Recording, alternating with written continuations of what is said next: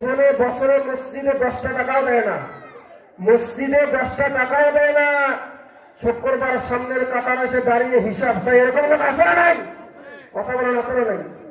মসজিদে মাদ্রাসায় 10টা টাকাও দেয় না বছরে। শুক্রবার সামনের কাতারে এসে হিসাব চাই, আমাদেরকে হিসাব দেন। আরে মেয়ে, তুমি হিসাব নেওয়ার কে? তুমি হিসাব নেওয়ার কে? এজন্য যারা মানুষকে উপকার করার খোটা দিবে, এরা জান্নাতে যাইতে পারবে না। দান করতে হবে আল্লাহর জন্য। কার জন্য?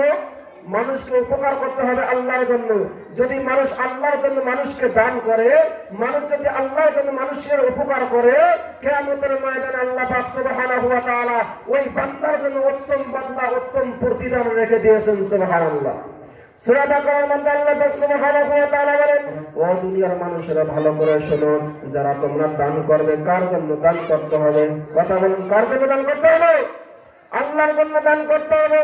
যারা তোমরা মানুষকে উপকার করবে, আল্লাহর জন্য উপকার করবে, উপকার করার পর, দান করার পর যারা খোটা দেয়, আল্লাহ তাআলা বলে তাদের জন্য জান্নাত হারাম।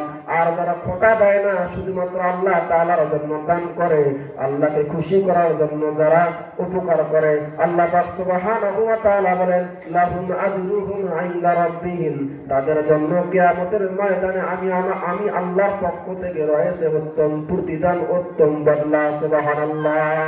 শুধু তাই নয়, আল্লাহ পাক সুবহানাহু ওয়া তাআলা বলেন, ওয়ালা খাউফুন আলাইহিম ওয়ালা হুম ইয়াহজানুন। সুবহানাল্লাহ। আল্লাহ তাআলা বলেন, ও দুনিয়ার মা বোনেরা, ও পুরুষ ভাইয়েরা, ভালো করে শুনুন। আপনি দান করবেন আল্লাহর জন্য। কার জন্য? ও বাবারা, ভালো করে শুনুন। আপনি আপনার সন্তানকে মানুষ করবেন, লেখাপড়া শিখাবেন আল্লাহর জন্য। আপনি আপনার মেয়েকে লেখাপড়া শিখাবেন আল্লাহর জন্য। আপনি আপনার ছোট ভাইকে লেখাপড়া শিখাবেন আল্লাহর জন্য। কখনো এইটা আশা করবেন না যে আমি আমার সন্তানকে মানুষ করব, আমি যখন বুড়া বুড়ি হয়ে যাব সন্তান আমাকে লালন পালন করবে, সন্তান আমাকে খাবার দিবে।